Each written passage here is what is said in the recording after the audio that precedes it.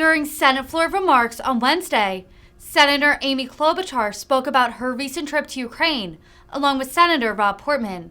According to Klobuchar, President Volodymyr Zelensky asked the senators to personally thank Congress for the help and support they've given to Ukraine. Klobuchar shared emotional moments from the trip, where she saw, quote, firsthand the strength of the Ukrainian people in the face of Vladimir Putin's inhuman barbarism. She reassured the Ukrainians that the United States will continue to be there for them throughout the fight. Klobuchar also addressed reports that Russia is buying weapons from North Korea, saying it shows how much trouble Russia is in. Without objection. Mr. President, I rise today to report back from a trip that Senator Portman and I took to Ukraine last week.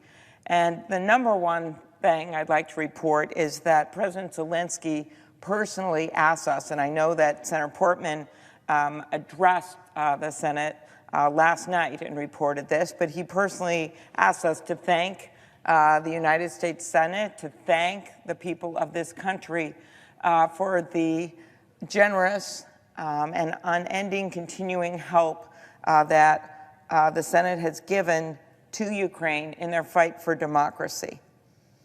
This is a country that has given it all. Sometimes we wonder in our own country, what are we going to put on the line for our democracy? Are we going to go over and vote today?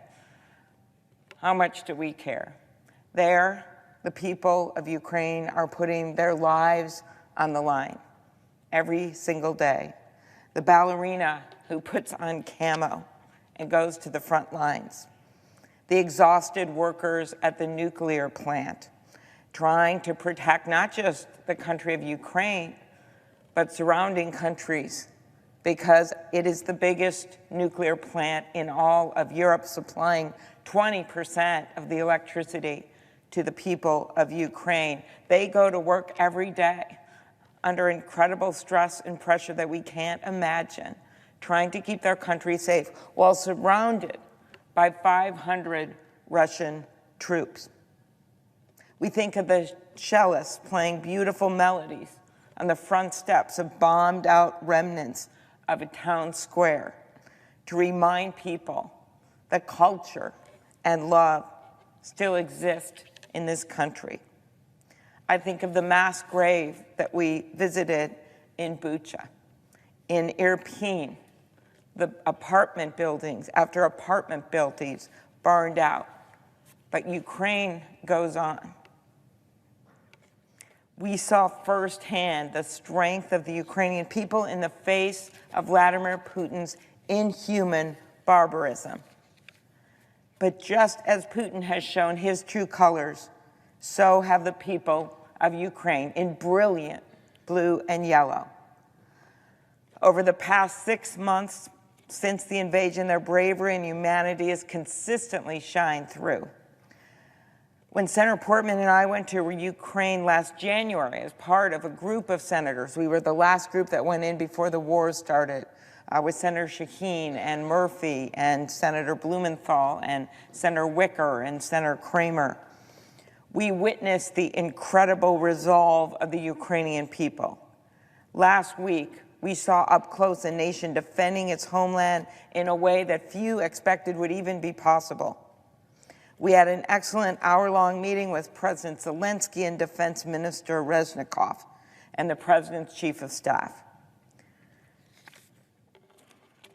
Our country has helped them so much. We heard the story of how our employees at the embassy, we now have people located in Kyiv, went to get some takeout food from a Ukrainian restaurant. And when they got the food back, they got the bag back, someone, not even knowing who they were or where they worked, but they knew they were American, had written on it, "Thanks for the HIMARS." Along with at least 42 other nations, from Japan to South Korea to Poland, we have stood with democracy. We have stood with Ukraine. We also discussed with President Zelensky the counteroffensive Ukraine is making to reclaim its territory in the Kherson region. This was one of the first cities Ukraine lost when the war began, but we've seen some initial signs of success. Ukrainians have also announced that they have recaptured some villages and knocked out weapons and radar stations and a pontoon bridge the Russians had built. We are working closely with the Ukrainians to tailor our security assistance to meet their immediate needs on the front lines of the conflict, something that was more difficult to do at the beginning. Now we actually have people back in Kyiv, and we also have clear lines of communication with the Ukrainian leadership. Of course, as I mentioned earlier, the situation on the ground remains incredibly dangerous, especially in the Zaporizhzhia region, home to the largest nuclear plant in Europe, which was a central issue that we raised in our discussions with Ukrainian leadership. The plant, which, as I noted previously, provided Ukraine with 20% of its power, is at significant risk because of Russian shelling. Just today, Ukraine announced that they may have to shut the plant down for fear of a nuclear disaster, as this skeleton crew constantly has to reconnect the lines that have been shelled to not only get the power out to Ukrainians, which Russians are trying to divert to their territories, to Russian-held territories, to making sure they have the power to keep the reactor going and safe. We called on Russia to establish a demilitarized zone around the plant and to allow the team from the IAEA to inspect the plant. We were glad when the team of 14 inspectors visited the plant.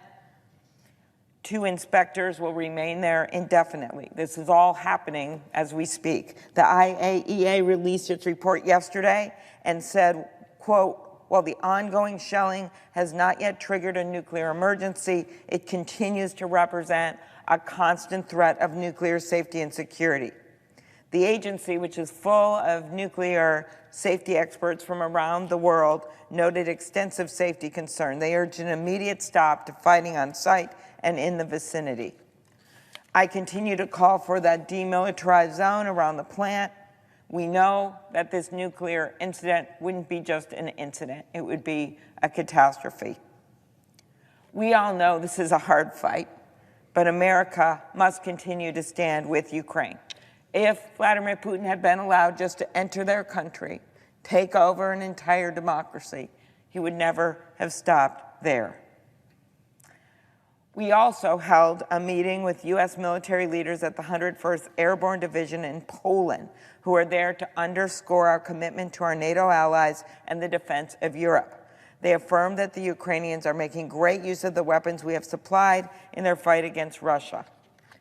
In addition to the direct support we are providing to Ukraine, we are also seeing that sanctions are working in Russia. As just yesterday, the administration reported, our administration, that Moscow is in the process of purchasing rockets and artillery cells from North Korea. It shows how much trouble Russia is in when they are purchasing military equipment from the country of North Korea. This type of desperate purchase says a lot about the state of Russia's supply chain. In fact, we have seen that as Russia has attacked Ukraine, its actions have been met with almost universal condemnation. It was a key factor in Finland and Sweden's decision to pursue NATO membership, a measure we here in the Senate supported on the floor with a resounding 95-1 vote. The U.S. has provided economic, military, and humanitarian aid since the invasion. Our leadership has brought and continues to bring other nations to the table and has allowed Ukraine to continue to fight for its freedom. We remember that moments after the invasion began, when President Zelensky stood in Kyiv and said the simple words, "We are here. We are here." That video went viral. We are here. From that moment on, he and his people inspired the world, a living symbol of courage.